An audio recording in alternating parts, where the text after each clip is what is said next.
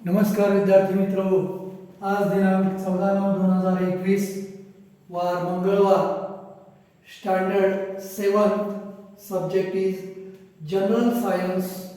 यामधील आपण जो मुद्दा पाहत होतो तो म्हणजे प्रॉपर्टीज ऑफ वॉटर पाहत होतो. पाण्याचे काही गुणधर्म आपण अभ्यासले. आता पुढचा पाण्याचा जो गुणधर्म अभ्यासणार आहोत तो म्हणजे ॲनॅमिलियस बिहेवियर ऑफ वॉटर, म्हणजे पाण्याचं असंगत आचरण. यालाच काय म्हणतात?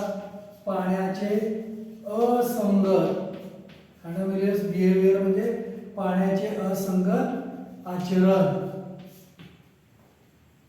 मग पहा, यामध्ये ॲनॅमिलियस बिहेवियर ऑफ वॉटरमध्ये usually when the temperature of a substance is lowered, ज्यावेळेस एखाद्या पदार्थाचं टेम्परेचर हे कमी कमी होतं त्यावेळेस it's density increases as the value decreases. ज्यावेळेस एखाद्या पदार्थाचं किंवा द्रवाचं टेम्परेचर कमी कमी होत जातं, कूल होत जातं, तसं त्याची डेन्सिटी ही इन्क्रीज होते आणि व्हॅल्यूम काय होतो? डिक्रीज होतो. म्हणजे घनता ही वाढते आणि आकारमान हे कमी होत जातं. But water is an exception to this rule. परंतु वॉटर म्हणजेच पाणी हे याला अपवाद आहे. एक्सेप्शन ऑफ दिस रूल म्हणजे याला अपवाद आहे. काय मग? तर पहा, keep a glass full of water in the freezer for 5 to 10 minutes. एक ग्लास पूर्ण पाण्याने भरा आणि फ्रीजमध्ये एक 10 मिनिट ठेवा. Then take it out and observe it carefully. आणि तो 10 मिनिटानंतर फ्रीझरमधून ग्लास बाहेर काढा आणि निरीक्षण करा. त्यावरून पहा, from which part in the glass does the water first start freezing. ग्लासमधील वॉटरचा कोणता भाग अगोदर गोठण्यास किंवा बर्फ होण्यास सुरुवात होते ते पहा. काय होईल? तर ग्लासच्या पाण्याचा वरचा पृष्ठभाग हा पहिल्यांदा त्याचा बर्फ बनतो. From which part in the glass does the water first start freezing म्हटलंय. वरचा पृष्ठभाग अगोदर बर्फ बनतो पाण्याचा. The density of water is peculiar. म्हणजेच when water at normal temperature starts cooling, ज्यावेळेस नॉर्मल टेम्परेचरला पाण्याचं तापमान खाली जातं, कमी कमी होत जातं, इट्स डेन्सिटी इन्क्रीजेस. तशी त्याची घनता वाढते. Like that of most liquids. दुसऱ्या द्रवांप्रमाणे पाणीसुद्धा थंड करत गेलो तर हळूहळू काय होतं? तर त्याची डेन्सिटी वाढते, घनता वाढते, आकारमान कमी होते दुसऱ्या द्रवाप्रमाणे. However if its temperature falls below 4 degree Celsius its density starts decreasing. मग हे कुठपर्यंत होतं? However if its temperature falls below 4 degree Celsius its density starts decreasing. पहा, पाणी किंवा इतर द्रव्य जसजसे आपण टेम्परेचर खाली येईल तसं काय होतं? याचं आकारमान कमी होतं. घनता म्हणजेच डेन्सिटी ही काय होते? कमी होते.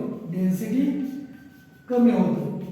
परंतु सगळ्या द्रवांचं असं असतं, परंतु पाण्याचं मात्र 4 डिग्री सेल्सिअसपेक्षा पाणी जर खाली गेलं तर याची डेन्सिटी काय होते? डेन्सिटी याची वाढते. 4 डिग्री सेल्सिअसच्या खाली तापमान गेलं की पाण्याचे डेन्सिटी वाढते, तसंच आकारमान पण वाढते. आकारमान वाढते त्यामुळे डेन्सिटी काय होते? कमी होते. आणि जोपर्यंत 4 अंश सेल्सिअस पर्यंत जर तापमान येईपर्यंत याची डेन्सिटी काय होते,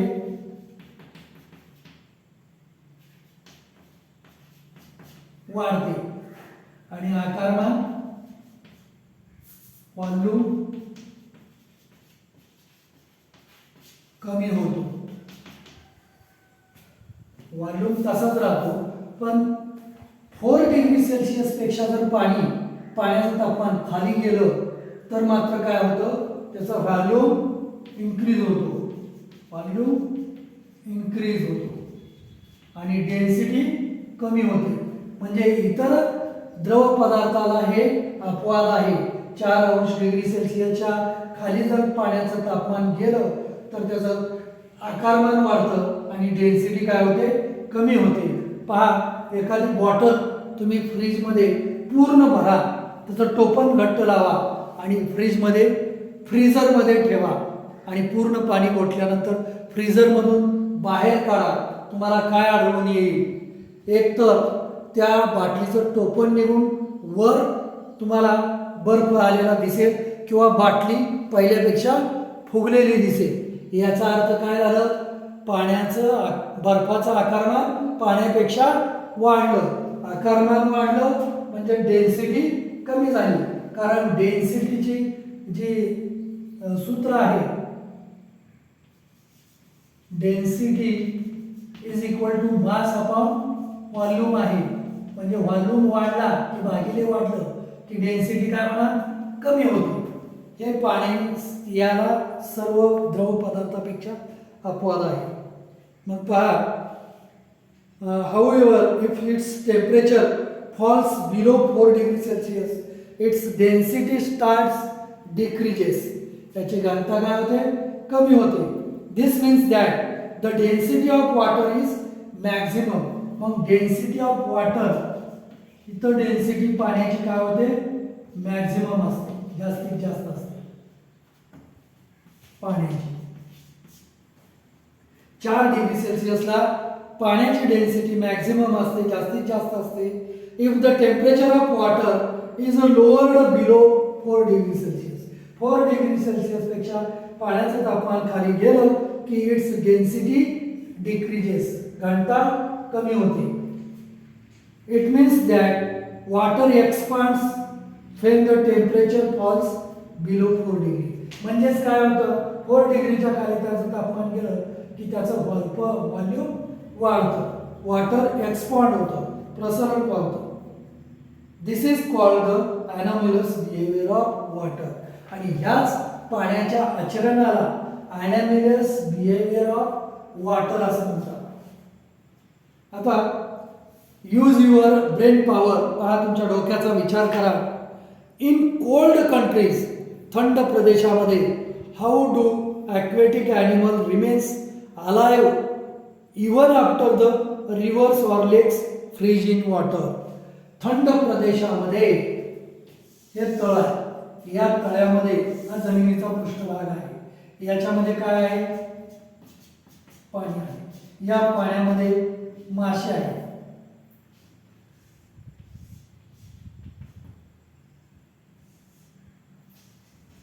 हे मासे जिवंत कसे राहतात? मग आपण मगाशी पाहिलं, थंड प्रदेशामध्ये, कसल्या, इन अ कोल्ड रिजन, थंड प्रदेशामध्ये ज्या वेळेस एखादा पदार्थ गोठतो, पाणी जे गोठतं ते पाणी फक्त पृष्ठभागावर गोठले जातं.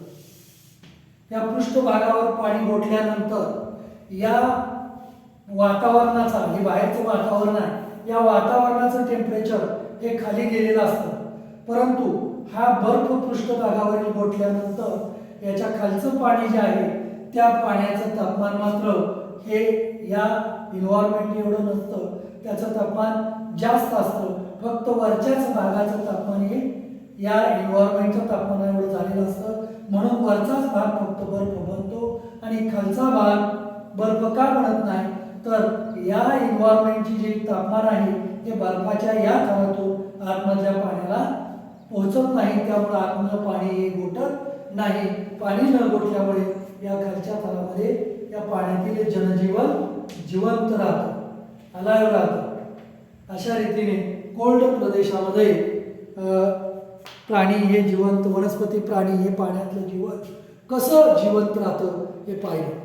पण हेच आपण या पुस्तकातून पाहू. In cold countries how do aquatic animal remains alive even after the reverse or लेक्स फ्रीज इन वॉटर.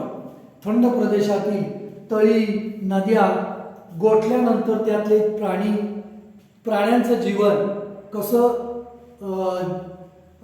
जिवंत राहतं. तर अशा प्रकारे पाण्याचा इन्व्हायरमेंटला जो पृष्ठभाग, वातावरणाशी निगडीत जो पृष्ठभाग आहे तेवढाच पृष्ठभाग हा गोठला जातो. त्यानंतर या वातावरणातलं तापमान खालच्या पाण्यापर्यंत पोहोचत नाही या थरामुळे. त्यामुळे खालचं पाणी तेवढं कोल्ड त्याचं तापमान होत नाही म्हणून गोठत नाही आणि त्यामुळे त्या खालच्या पाण्यामध्ये प्राणी आणि वनस्पतींचं जीवन सुरळीत चालतं. आता पहा दुसरं एक अजून ट्राय दिस म्हणतोय. पहा 2 ग्लास घ्या, 2 ग्लास जरा मोठे बघून घ्या आणि काय करा, त्या 2 ग्लासामध्ये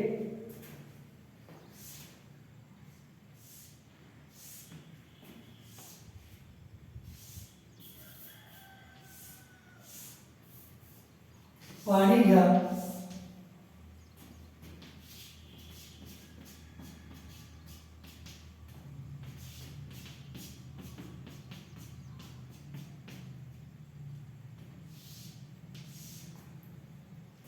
आणि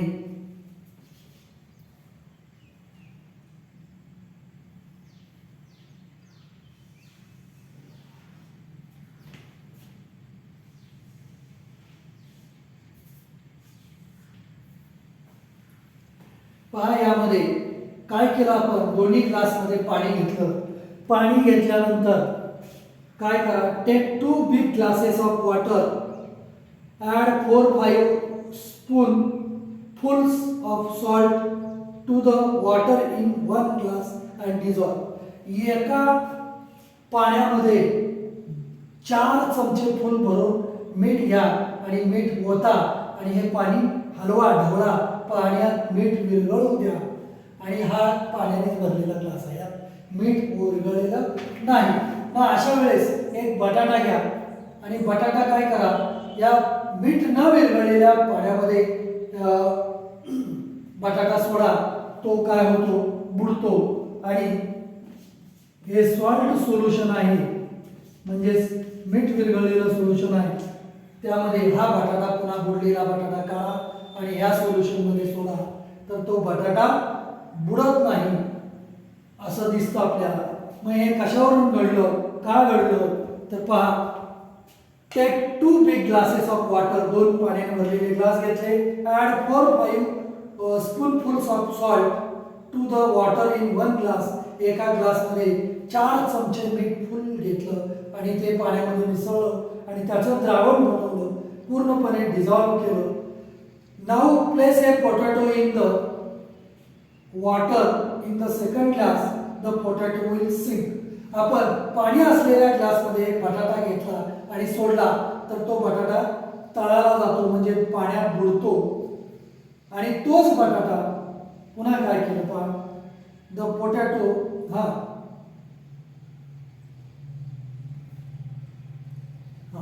द पोटॅटो विल सिंक, बुडतो. आता take out the potato from the glass. या हाच बटाटा आपण बाहेर काढला and put it in the salt water आणि तो या सॉल्ट वॉटरमध्ये सोडला. अँड ऑब्झर्व आणि निरीक्षण केलं. The density of water in that glass is greater due to the dissolved salt. मग या वॉटरची डेन्सिटी ही सॉल्ट विरघळवल्यामुळे काय झाली, वाढली, ग्रेटर झाली. The density of water in that glass is greater due to the dissolved salt. मीठ विरघळल्यामुळे याची density वाढते. The potato floats in that water. आणि हाच बटाटा याच्यातनं काढलेला या पाण्यामध्ये तरंगतो, फ्लोट होतो म्हणजे तरंगतो. In that water because of the increase density. पाण्यावर का तरंगला, तर या पाण्याची डेन्सिटी काय झाली, इन्क्रीज झाली म्हणून तरंगला. Why is it easier to swim in the sea than in a well or lake. पहा, विहिरीतल्या पाण्यापेक्षा किंवा नदीतल्या पाण्यापेक्षा समुद्रामध्ये पोहणे सोपे का जाते? का बरं? तर समुद्राच्या पाण्यामध्ये अनेक क्षार विरघळलेले असतात. त्यामुळं समुद्राच्या पाण्याची डेन्सिटी ही साध्या पाण्यापेक्षा जास्त असते. त्यामुळं आपण त्या पाण्यावर आरामशीर सहजासहजी तरंगतो. त्यामुळं समुद्राच्या पाण्यात पोहणं सोपं जातं. In the above activity the salt dissolves in the water in the glass that is it disappears. पाण्यात मीठ विरघळलं म्हणतो, म्हणजेच ते पूर्णपणे पाण्याशी एकजीव झालं. What happens when it disappears like this. पहा म्हणजे काय झालं नेमकं? when the salt dissolved in water its particles spread in water. पाण्यात मीठ सोडलं म्हणजे हे पाण्यात ते मिठाचे कण पसरले. Slowly they become smaller and smaller. हळूहळू ते पाण्यात मिठाचे कण लहान लहान लहान बंद होत जातात. Ultimately they become so small that they cannot be seen. आणि काही वेळानंतर ते मिठाचे कण दिसेनाचे होतात. That is they mix completely with water. म्हणजेच ते पाण्याशी एकजीव झाले. दिस इज व्हॉट इज कॉल्ड डिझॉल्विंग. आणि ह्यालाच काय म्हणतात? तर डिझॉल्विंग असं म्हणतात, मिश्रण असं म्हणतात, पाण्याचं सोल्युशन असं म्हणतात. आता यामधील सोल्यूट म्हणजे काय? या द्रावणातील सोल्यूट कोण असतं? तर सॉल्ट म्हणजे जे विरघळतं ते सोल्यूट. आणि सॉल्व्हंट म्हणजे द्रावण कोण असतं? तर हे वॉटर असतं. आणि सोल्युशन काय होतं? सोल्युशन म्हणजे what we get when the soluble dissolves in the solvent. हे सॉल्ट या पाण्यामध्ये विरघळलं की जे तयार होतं त्याला सॉल्ट सोल्युशन असं म्हणतात, मिठाचं द्रावण असं म्हणतात. आता पहा, use of water according to its properties. त्याच्या पाण्याच्या गुणधर्मानुसार पाण्याचा वापर बघा. Water is useful for water transport due to its fluidity. पाण्याच्या अंगी प्रवाही गुणधर्म असतो, म्हणून पाणी हे मळ वगैरे धुवून काढण्यासाठी त्याचा वापर होतो, प्रवाही असल्यामुळे.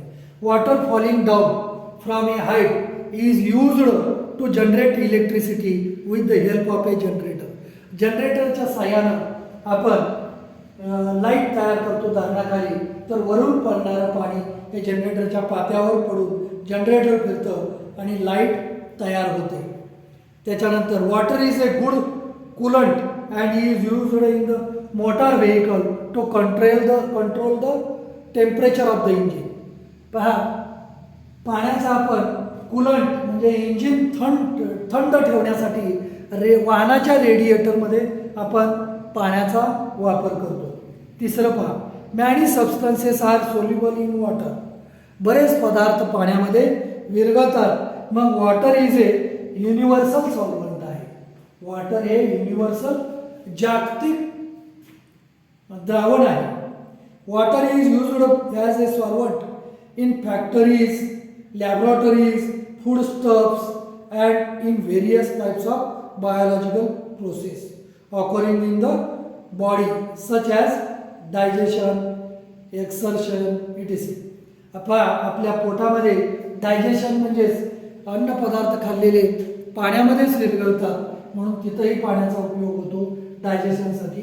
आणि टाकाऊ पदार्थ बाहेर पडण्यासाठी सुद्धा पाण्याचा उपयोग होतो. त्यानंतर फॅक्टरीजमध्ये, लॅबोरेटरीजमध्ये, फूड स्टफ्समध्ये अन्नपदार्थ शिजवण्यासाठी म्हणा, ह्या पाण्याचा वापर होत असतो. Water is useful for cleaning purpose such as bathing, washing clothes. पाण्याचा वापर हा क्लिनिंग म्हणजे कपडे धुण्यासाठी, आंघोळ करण्यासाठी सुद्धा वापर होतो. अशा रीतीनं पाण्याच्या गुणधर्मानुसार पाण्याचा वापर सुद्धा जगामध्ये मोठ्या प्रमाणावर होत असतो. ठीक आहे. आता तुम्ही ॲनॅमलस बिअर ऑफ वॉटर यावर टिप लिहा आणि आपल्या व्हॉट्सअप ग्रुपवर टाका. तसंच uses of water according to its properties हे पण याच्यावर पण टिप लिहा आणि व्हॉट्सअप ग्रुपवर टाका. धन्यवाद. आज आपण या ठिकाणीच थांबूया.